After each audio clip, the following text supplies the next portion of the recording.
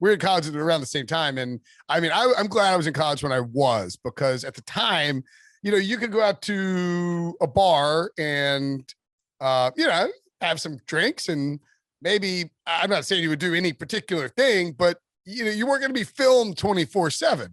No one's going to see you blacked out drunk, and right. film you and then use it against you to either not hire you as an employee or get you in trouble. Yeah. Right. Or get you in trouble with your boss. Like, hypothetically speaking, if you were doing something at a bar somewhere in Ohio, which is how was my segue into the Urban Meyer situation, which got a little, look, I mean, I was trying to explain to my wife, my wife, before we were doing the show, that like the whole thing, and it's almost like hard to explain, because you really have to. I mean, I think like this thing in Jacksonville is not going well. I mean, so I guess the behavior in the bar and then the videotapes that surface aside, he leaves his team when they're flying back after a loss to get to 0-4. And that's sort of the buzz that I think you hear coming out a lot from NFL reporters, that it has caused a large amount of dysfunction in the locker room and in that building. Well, I was going to ask, do you as a player? No, I don't care. And there's times when players would leave when you had a 3-day week, like a weekend coming up like that, or a bye week. If it's their 10-day mini bye. Yeah.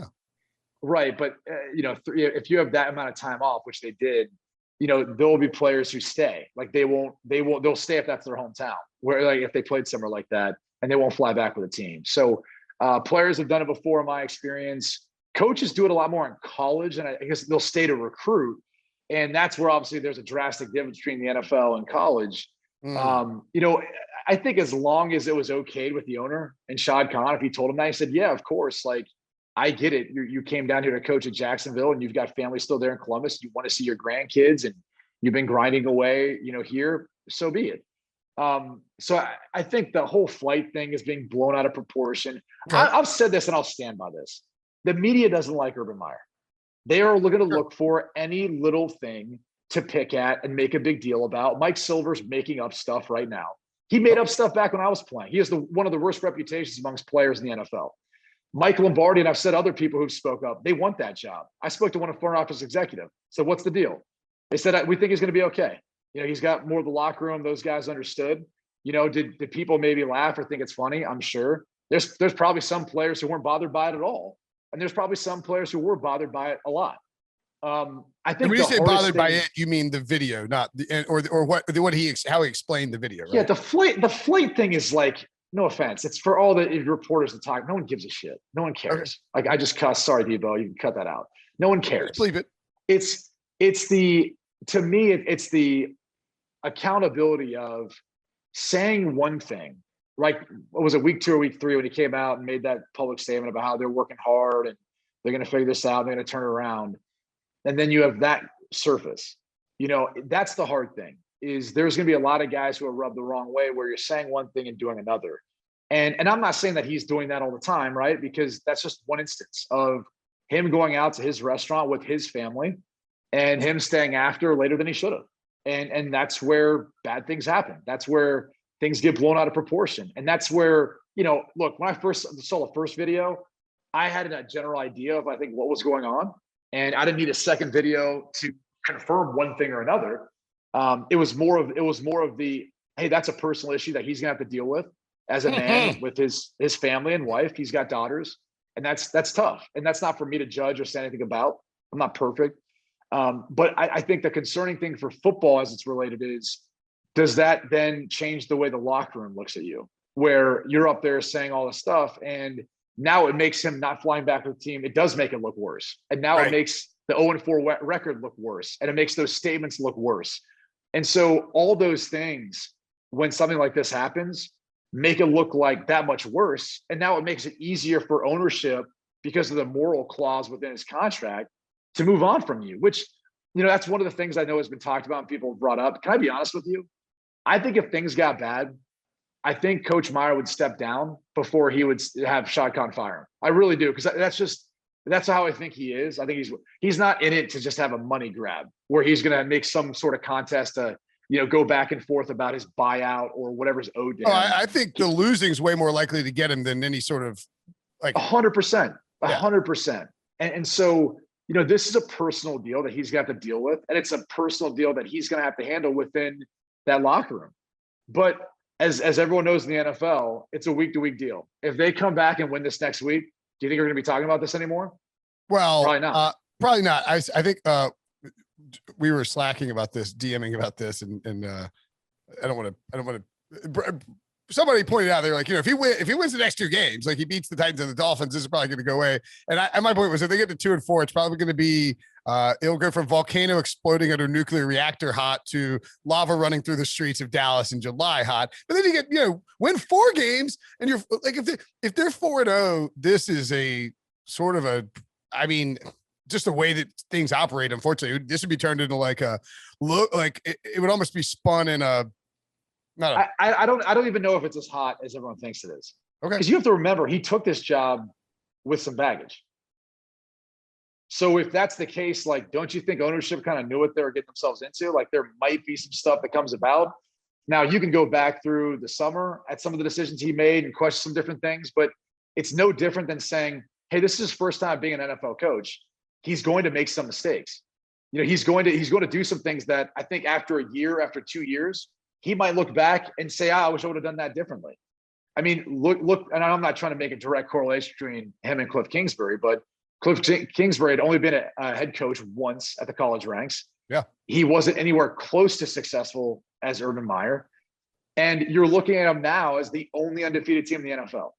And I think all the people who question that hire and question everything, whether it was his first year or last year, however you want to go about talking about it, how about them apples now?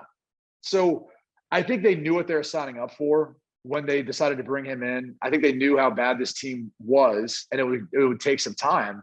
And I'll stand by this. I think that's why you're going to see a lot of people, former front office executives, who are going to be bashing him and bashing the situation because they would love the opportunity to interview for that job, right? I mean, you will politic and do whatever you can to get one of those 32 jobs, one of those openings, and especially one with a unbelievable quarterback who's going to be young in his career, still a ton of draft picks and cap space. And by the way, a team that's building onto their facilities, they'll have a first-class facility and work environment that, wasn't the case when Urban Meyer took it over. He's convinced Shad Khan that's what they need. So that's what they're going to do now. So there's a lot of good things coming in the future for Jacksonville.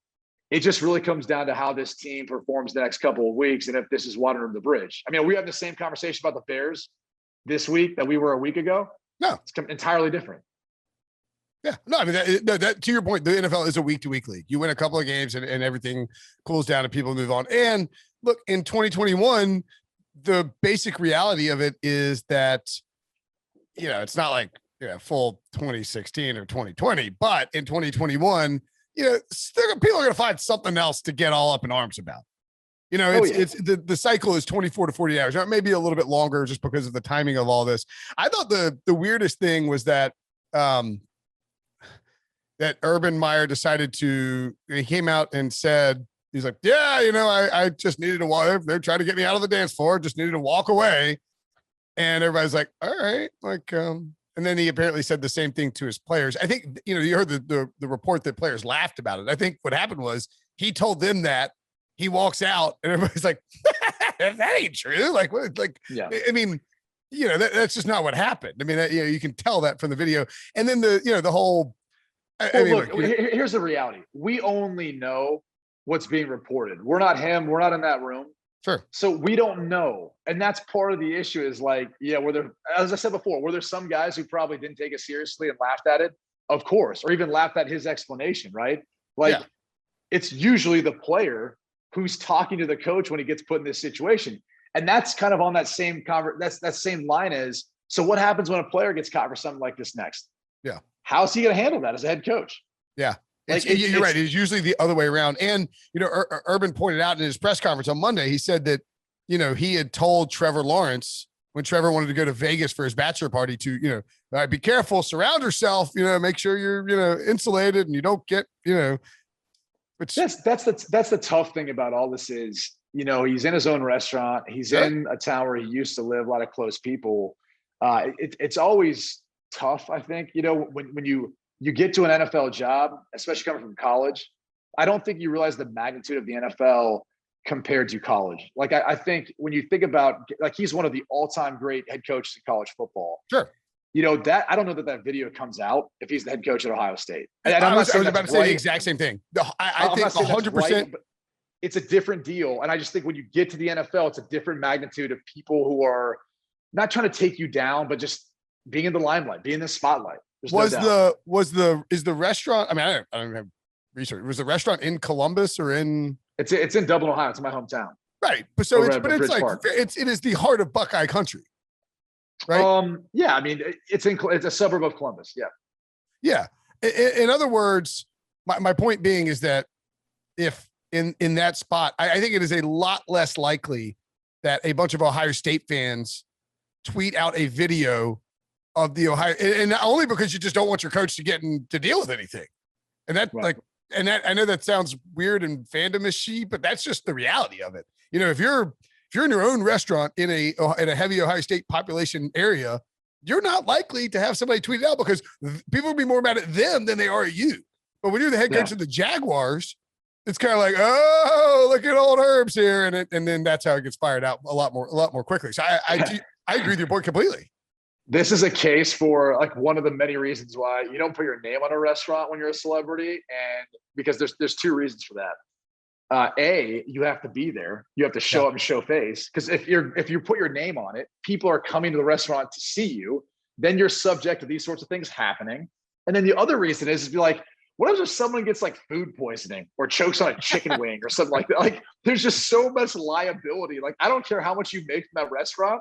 It's not worth it. There's more downside risk. There's other investments out there. Like, the margins at a restaurant are low as it is. And even if you don't have to put any money up and you're just putting up your name and likeness, you know, the damage to your reputation is much more fragile, especially with a restaurant scenario, right? A bar fight and some guy gets choked out like it's in an MMA in the octagon or something. I mean, there's 1,000 different scenarios as to why you should not want to have a restaurant, a bar, or anything of that nature with your name on it. Now, you could be a silent investor. That's one thing. You know, maybe a place you like to hang out. You get your own room, and you have the ability to hang out there behind closed doors, right? Behind the curtains. And chokes on chicken wing at Urban. Like, yeah.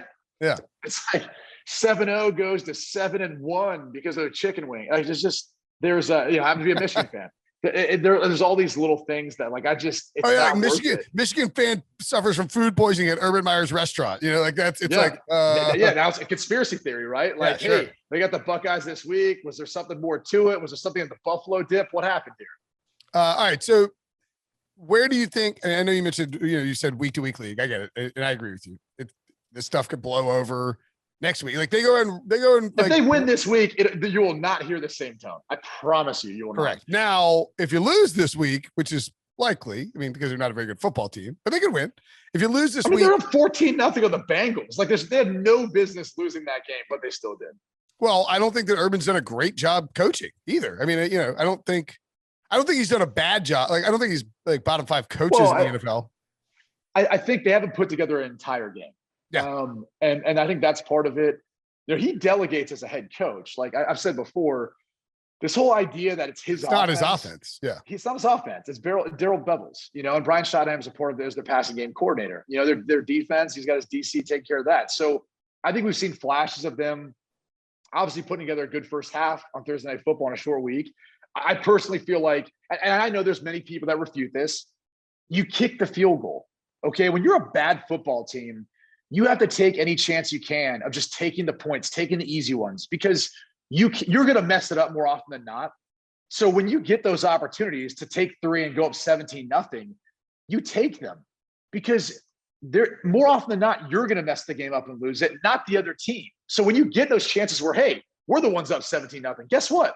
Make them be the ones that have to go then down with 50 seconds left or whatever it was in the first half and kick a field goal or get a touchdown.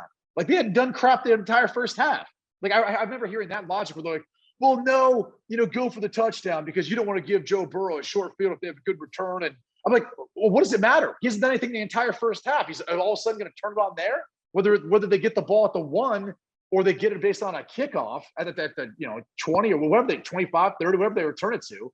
It's like, what does it matter? So that was, look, Dan Campbell's, he's fallen in that same trap too. They've got a terrible team and they keep doing that. So That bothered me in that game. Outside of that, it's a lack of execution. They're a young team. It's going to happen. I just think they need to put together one full game, get a win. And then once they get a win, you just try to replicate that, but you got to learn how to win first in the NFL. You got to stop the snowball from rolling downhill, push it back up to the top, and then try to get it rolling down the other side, or just let it linger on the top of the mountain. No, what you do is you let that snowball build up. All right. And they're at 0-4. It's building up pretty good. It's building some momentum down the hill. And you just throw a space heater, one of those gasoline space heaters. You got a blowtorch. Yeah. You just set that thing up right in the way of that snowball. It just blows a hole right through that thing. That's what you got to do. I remember back in the day, like having the space heaters were like the greatest things ever. When you're out in the cold, you got that thing blowing. You have them on the sidelines. I remember if you're wearing any sort of nylon, you get too close to that thing, it'd light it right on fire. Yeah. All right. So if I said the over under is March 2022. Oh, no, over under week 17 for Urban Meyer. Is he still coaching the Jaguars? Over. Okay. So you think he's back you think he makes it back for a year or two? Yeah. I mean, again, I think Shad Khan's been patient with previous head coaches. He hasn't had to deal with something like this. Oh, no, I don't think I think it's just strictly a does Urban bounce situation. And I would be, man, it's, I said this a bunch.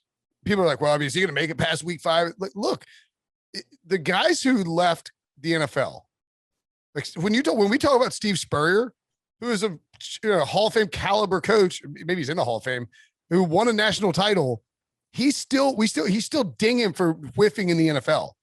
When you talk about Bobby Petrino, obviously it's like that guy, I mean, if he didn't have the motorcycle thing, we would talk about the NFL more. Anybody who's, Chip Kelly killed for it. Even it took Nick Saban winning like 5 national titles for people to just shut up about the NFL, to the point where it's like, all right, okay, the Dolphins didn't work out. Saban, look what he's doing at Bama. It's, and so I think from that perspective, if Urban left in the middle of his first season, it would obliterate all the legacy that he had built up, or at least taint all the legacy he had built up, to the point where he's just not going to do that. He's going to try and win. He's got Trevor freaking Lawrence. Right. He's got Trevor Lawrence. He's got, there are some talent on that roster. They got space, they got picks and all that. So I think he realized what he was taking on. It was going to be a slow build. It wasn't going to be what, he thought.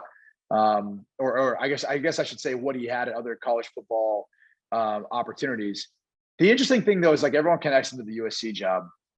And I know there was some hesitation because of his past transgressions to hire him, when he was out for a couple of years.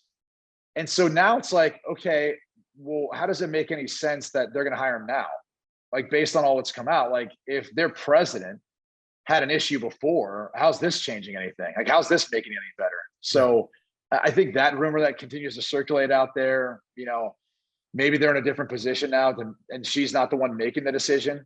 Carol Folt, I believe is her name. But that's something that I think is out there that I'm just kind of like, I mean, how does that work? Like how has that situation gotten any better for him to, leave and be the head coach? And to your point, I don't think anyone who's got a legacy wants to do that and be looked at as someone who just kind of like gave it up and went right back to what he knew of the college realm. I think he wants to stay and take advantage of this opportunity that he's had. Yeah, absolutely. And I'm sure he would prefer that it wasn't 4 weeks in and he's having to apologize multiple times for multiple different. He apologized in week 2, like, sorry, our team sucked. And then in week 4, it's like, my bad about the bar thing. I'm sure we'll have much more to come on Urban Meyer, unless they win 2 in a row.